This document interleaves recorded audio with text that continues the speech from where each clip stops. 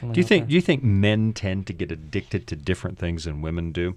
I actually don't know the answer to this, but do you think so? I mean, this is all anecdotal here. We aren't psychiatrists, and I don't know if you guys dug up studies or not, but do men tend to get addicted to different things than women do? I would tend to agree with that, because we've already talked about over numerous shows some differences between men and women. And the other thing I was going to mention, I like Kyle's point. You talked about, so what is addictive? I mean, because one of the things that maybe we should discuss is some addictions that I think are addictions are applauded in our society, right? Being, maybe working too hard, being a workaholic, so to speak, gives a lot of payout and reward, and people may applaud you for being, very responsible and caring for your family. But then there are other addictions that are much deeper and darker that actually pull you much away from relationships and family and highly destructive. So there's a spectrum of addiction. Sure there is. But with women, I think, this is stereotypical, but women tend to be more relational. So I would say men, their addictions are probably maybe going to be pulling us in different directions than women are.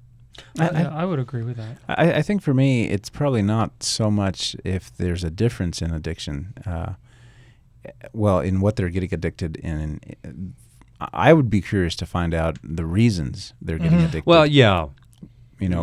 Why is it that they're choosing to do this versus why a man is choosing to do that? And I think that we'll find some differences in that. Yeah, I think that might be true. The one standout where you think, oh, there's going to be a huge difference is the pornography addiction, because those numbers are quite largely male. They're 78% of young men have looked at pornography. And except that what I'm seeing now is only 78. But it's changing, though. But there's a bunch of guys that are lying. Yeah, that's let me just tell you. Yeah, and there's 20% that lie about ever having seen pornography. Yeah. But the numbers among young women are starting to creep up. They're not anywhere near yet, but they're 20-some%, I think I saw in one study recently. So I used to think, okay, that's strictly male. And I think there's, this is going to sound awful, I suppose, but there's different kinds of porn. There's emotional porn and there's visual porn.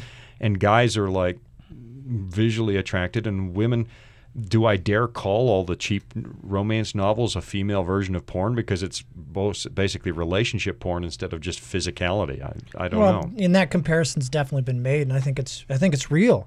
I think when you're talking about pornography, you're separating, in the real relationships, there's value there, but you're creating a false sense of whatever in that kind of an addiction.